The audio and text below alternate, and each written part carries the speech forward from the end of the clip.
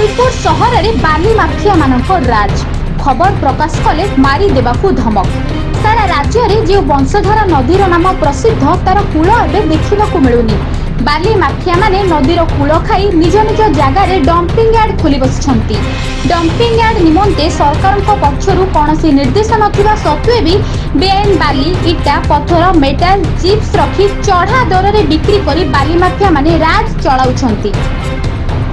तेबे एने तहसीलदार को खबर देबा परे राजस्व विभाग पक्षरु चढ़ाऊ करी ट्रैक्टर मालिकों ठारू केवल जरिमाना आदाय करा जायछि। अतिरिक्त तहसीलदार श्री कपिलेश्वर तांडी और टाउन आरआई के माणिकांडा दीर्घ दिन हेतु लगातार चढ़ाऊ करी जरिमाना आदाय करुथिले हें माफिया मानक विरोध रे कोनोसी आईनगत कार्यानुष्ठान ग्रहण करा जाय पारुनाही।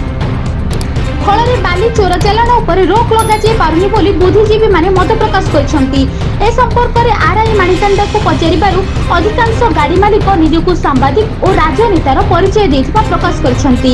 गुलपुर विभिन्न सरकारी अनुष्ठान में केतेक व्यक्तिविशेष मानक सह अनेक सांबादिक और राजनेता माने ट्रैक्टर गुड़िक किणी आनी बाली चोरा चालाण करबा सह एही चोरा कारोबारर किंग पिन पालटिथिबा अभियोग उठिछि।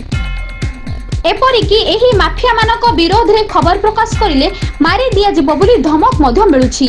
वर्ष तमाम बाली चोरा चालाण करी बिक्री करुथिबा और विभिन्न स्थान रे बाली गछित रखी चढ़ा दर रे बिक्री करुथिबा माफिया और राजस्व विभागर मधुचंद्रिका जोगु प्रकृत बाली माफिया माने पदारे पडुनाहांती बोली किछि ट्रैक्टर मालिक अभियोग करुछंती।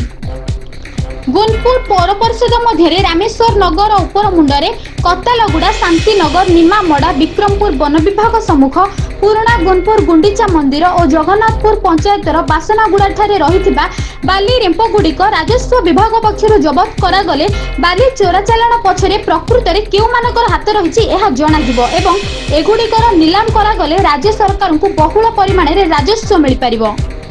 राजस्व विभागर कर्मचारी मानकर सूचना अनुसार निर्दिष्ट समय रे माफिया माने चोरा चालाण करिबा और आगुआ सूचना पाई गाड़ी चलाइबा बंद करि देउछंती बोली अभियोग आसुछि। एतत् संपर्क रे जणाइबा परे एही घटना संपर्क रे तहसीलदार श्री शरद चंद्र नायक अति शीघ्र कार्यानुष्ठान ग्रहण करिवे बोली कहिसंती। गुलपुर रु सिद्धार्थ दास को रिपोर्ट विप्लव न्यूज।